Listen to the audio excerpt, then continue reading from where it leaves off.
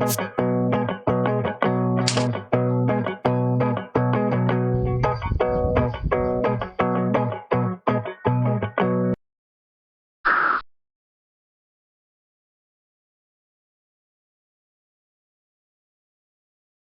a todos, sejam bem-vindos a esta videoaula que está conectada com o Colégio Alfelísia Freire.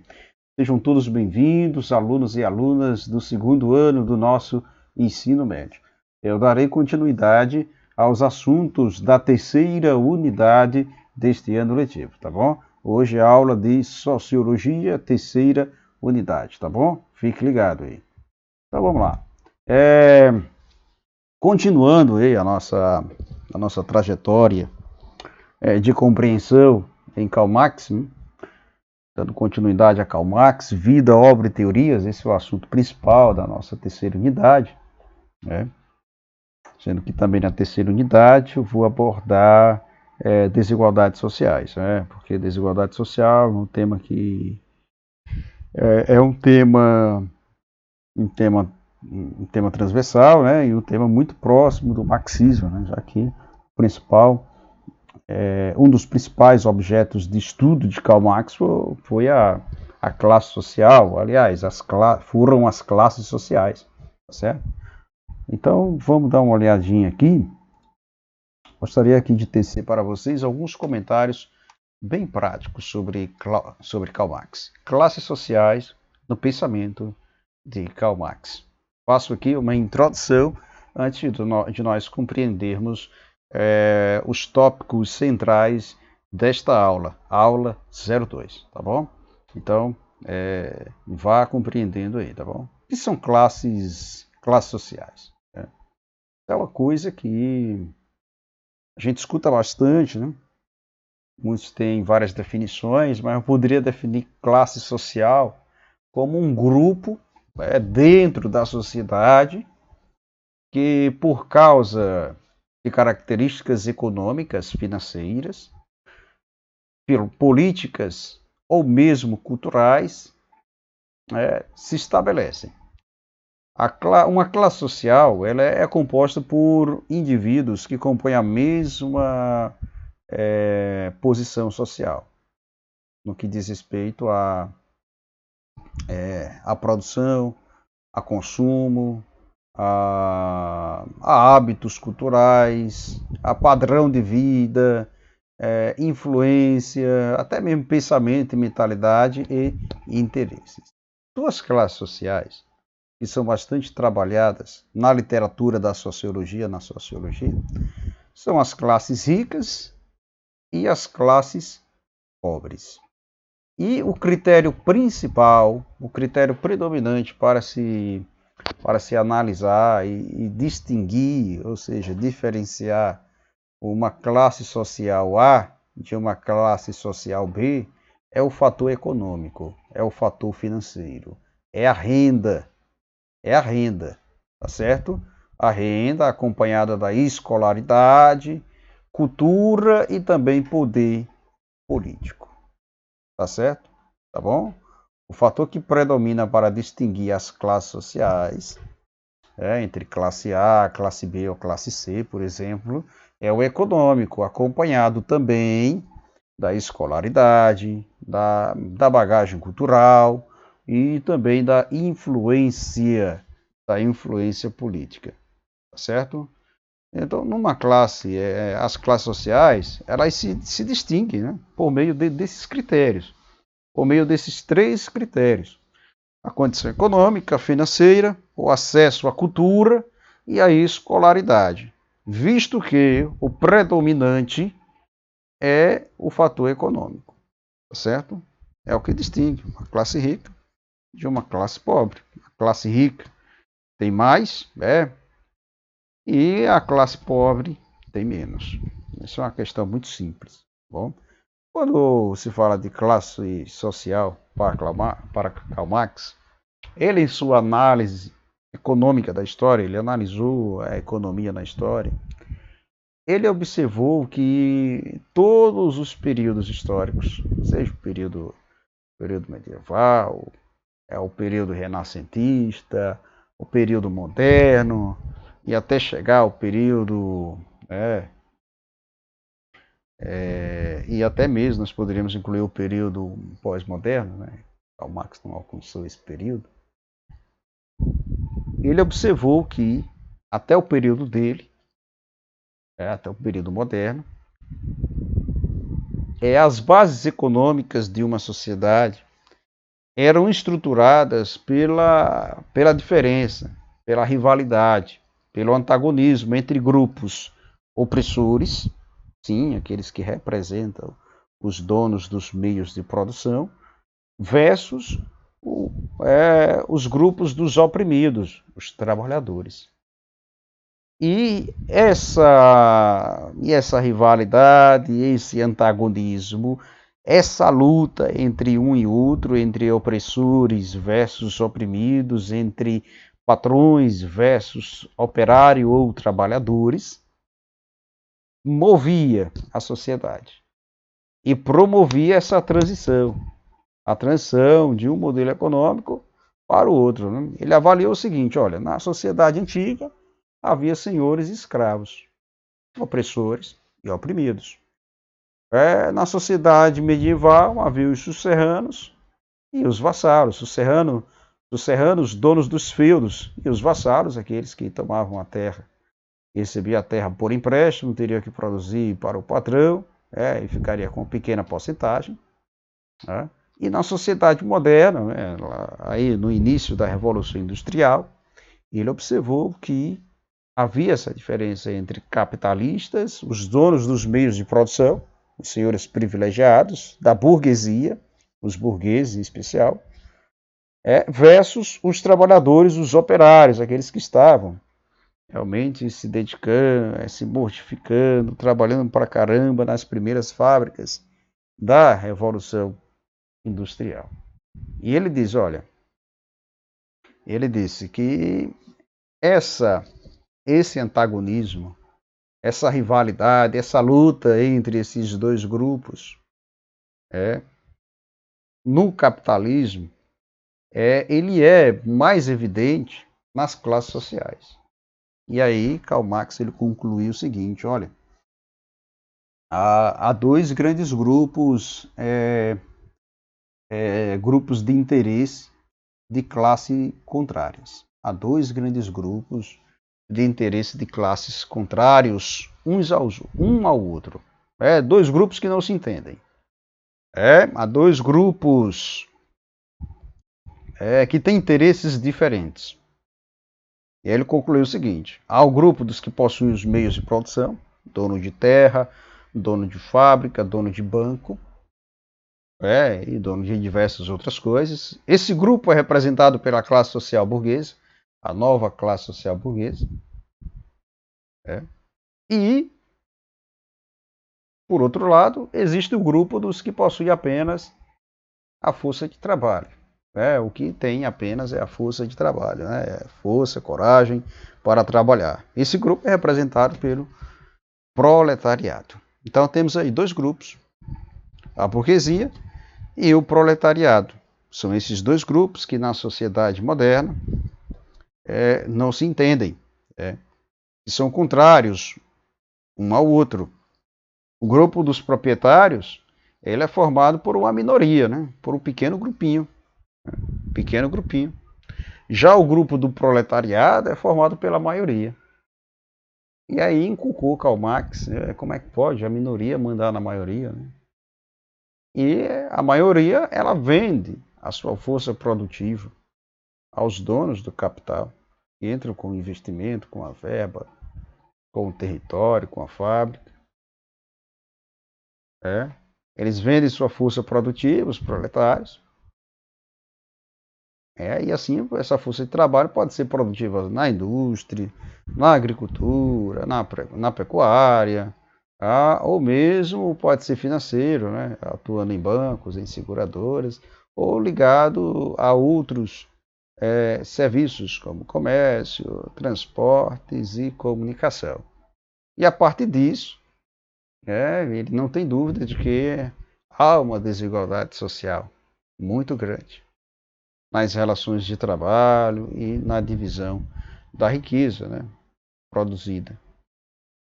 Porque há uma má distribuição da renda, há uma falha na divisão da riqueza, porque a minoria detém a maior riqueza, a minoria detém a riqueza, e a minoria detém só o básico para sobreviver. E a partir de então, Karl Marx ele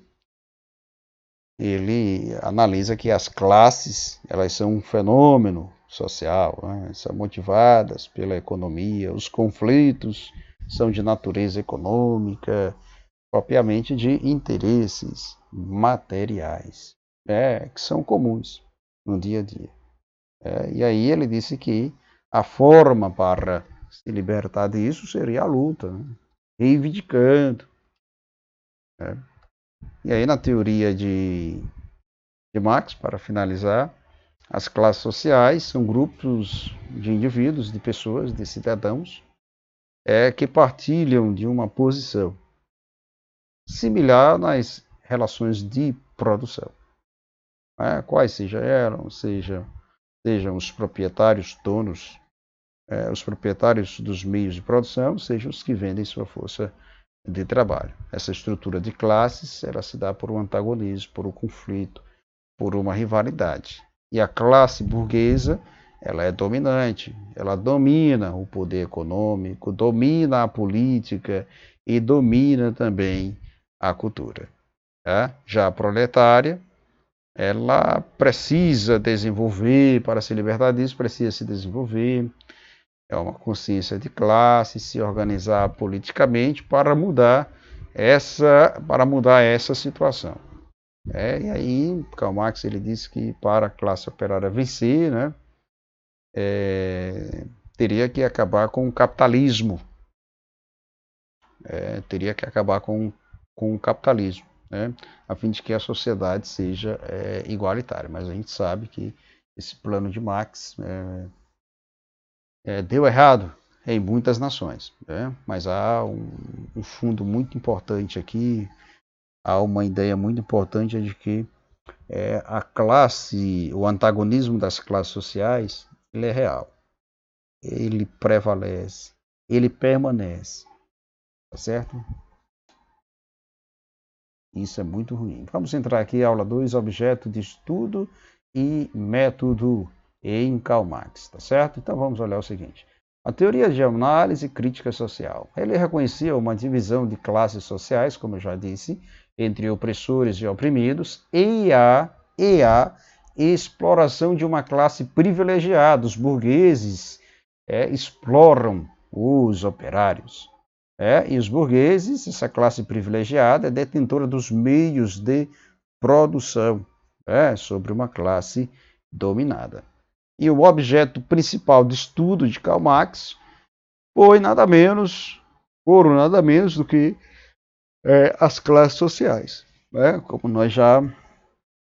como já expliquei para vocês na introdução dessa aula. E o método para analisar isso foi o materialismo histórico dialético. Ele estudou a sociedade, a história, baseada na luta de classes. Como eu já falei para vocês, na sociedade antiga existia o antagonismo de classes entre os senhores e os escravos. No período medieval também existiu esse antagonismo de classes entre sucerranos e vassalos. E já no período moderno continuou, agora em um novo contexto, histórico, mas com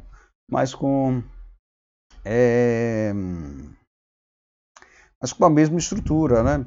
Havendo a diferença entre os capitalistas, os patrões, os donos dos meios de produção, os opressores, versus os oprimidos, tá certo?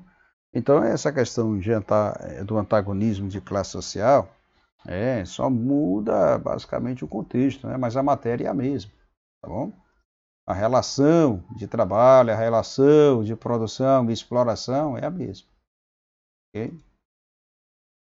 Então temos aí a luta de classes. A luta de classes, na história das sociedades que estão baseadas na apropriação privada dos meios de produção, confunde-se com a história das lutas de classes. A luta de classes seria uma solução, na visão de Karl Marx, para que a classe operária, o trabalhador, buscasse se libertar das amarras dos opressores. E o que ele procurou esclarecer diante disso? Alguns são detentores dos meios de produção, uma minoria, e muitos vendem sua força de trabalho e são explorados por esses senhores, donos dos meios de produção. O que ele procurou esclarecer sobre isso? Que os antagonismos de interesses estão presentes em uma sociedade de classes. O antagonismo de interesses. Qual é o interesse dos opressores? Oferecer o capital, os seus meios de produção, para que o trabalhador venda de forma barata e entrando numa relação exploratória,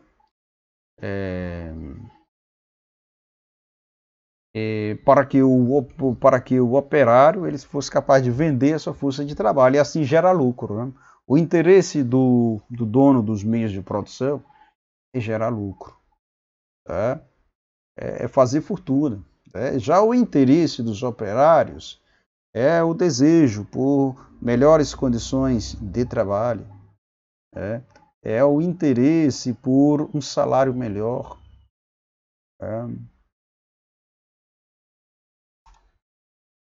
E aí o conflito, gente, é algo que pertence à sociedade. O conflito é algo que Karl Marx, por meio do método materialismo histórico dialético, ele prevalece por meio da história. Prevalece através da história. E esse conflito é a relação entre classes. Essa relação foi sempre baseada, desde o período antigo, passando pelo período medieval e chegando ao período moderno, e eu posso incluir até também chegando ao período contemporâneo, ao pós-contemporâneo, de exploração e de desigualdade social. Quem é inferior, quem tem pouco poder aquisitivo, continua a ser explorado. E os mais ricos continuam lucrando. Com isso, entre os que lucram e os que são explorados, há a desigualdade social. A desigualdade social continua. E essas relações de classes podem ser desenhadas da seguinte forma, entre os donos dos meios de produção, os patrões, os empresários, que são representantes da classe burguesa, e assalariados, os que dependem, trabalham pra caramba o dia inteiro, 8 horas por dia, em média, para receber um salário mínimo. É isso. E também tem aí a classe média, Classe média, sempre fica no meio, que não é rica nem pobre, mas fatura o necessário, tá bom? E aí ele disse que a partir dessa divisão de classes, dessas relações de classe, que é de forma exploratória e desigual, as relações são nada menos do que conflituosas. Essa relação entre donos dos meios de produção e assalariados e classe média é conflituosa. Tá certo? Beleza? Pobres, cada vez mais pobres, e ricos, cada vez mais ricos. E continua. A má distribuição de renda. Eu estava observando que, segundo uma reportagem de uma revista, depois eu quero trabalhar com vocês isso em desigualdade social, que bilionários chineses, durante a pandemia, conseguiram aumentar em 43% a sua fortuna. Ou seja, muita gente durante essa pandemia,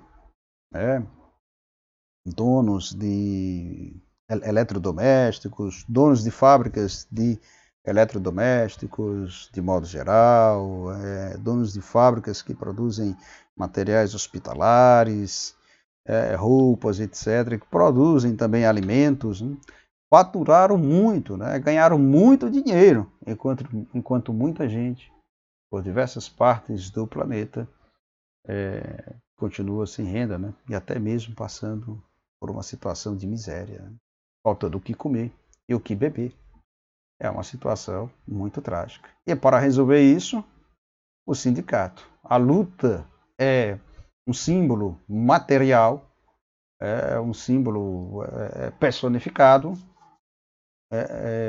Aliás, o sindicato é como se fosse uma luta personificada, né, dos trabalhadores, né, porque representa os trabalhadores. Aqui no Brasil tem um problema, porque são muitos sindicatos aqui no Brasil, né, mas, de qualquer forma, né, os sindicatos são positivos para a defesa dos direitos dos trabalhadores, né, dentro da legalidade, né, e dentro também de uma ordem de humanização, ok?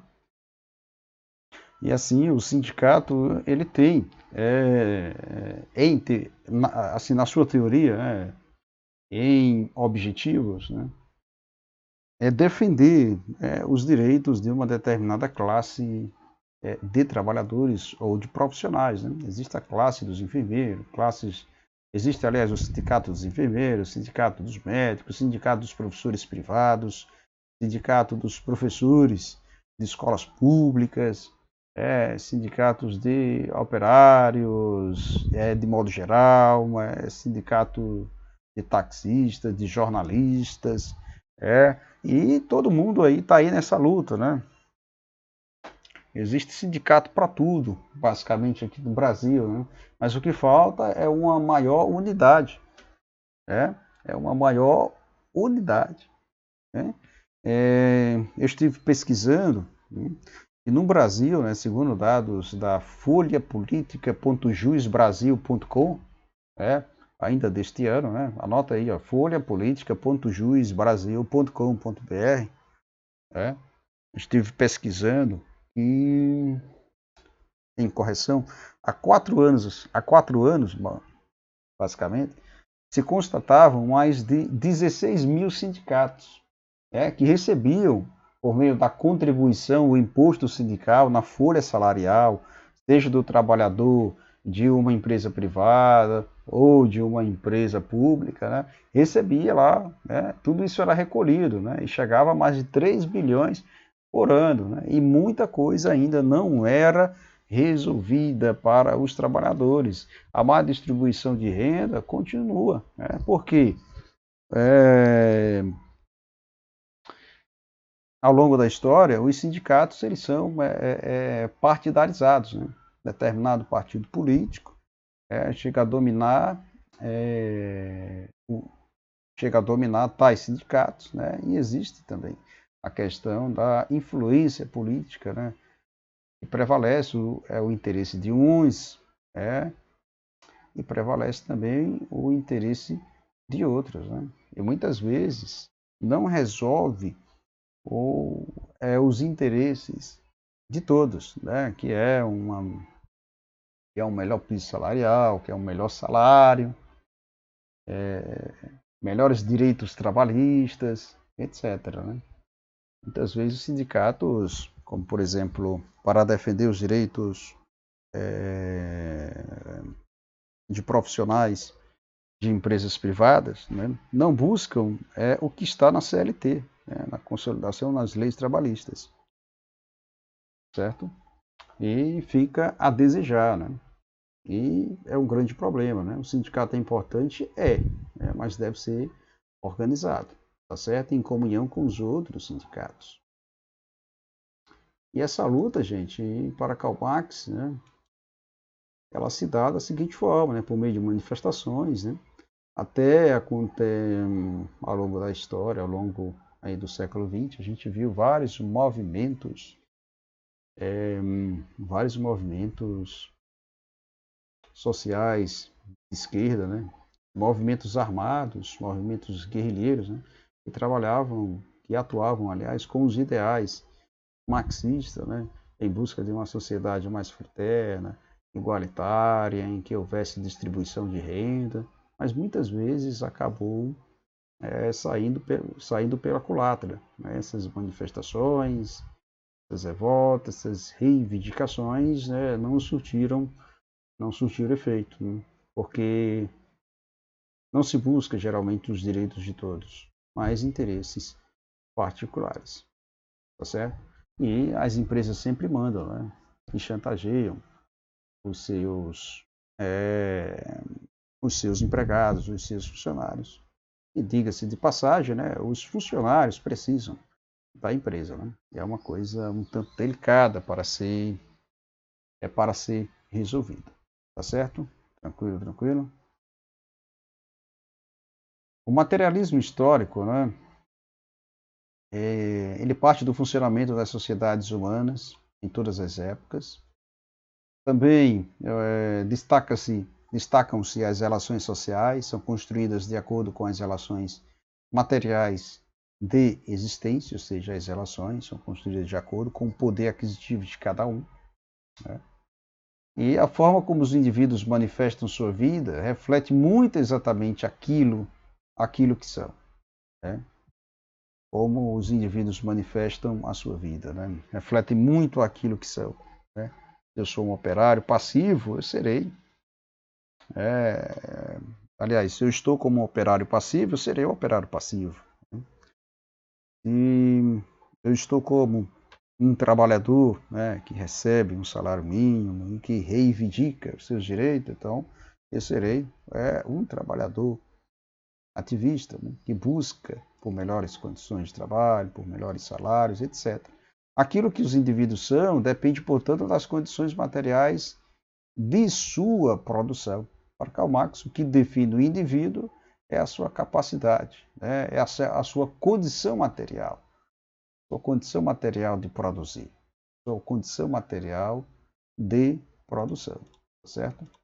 Tranquilo, tranquilo. Então, a análise da sociedade para Karl Marx. Temos aí os seres humanos, com base na interação entre natureza e indivíduos, né? Estamos aí para sobreviver, né? Estamos na sobrevivência. E é necessário que nessa sobrevivência nós nos recriemos. É necessário que os indivíduos se recriem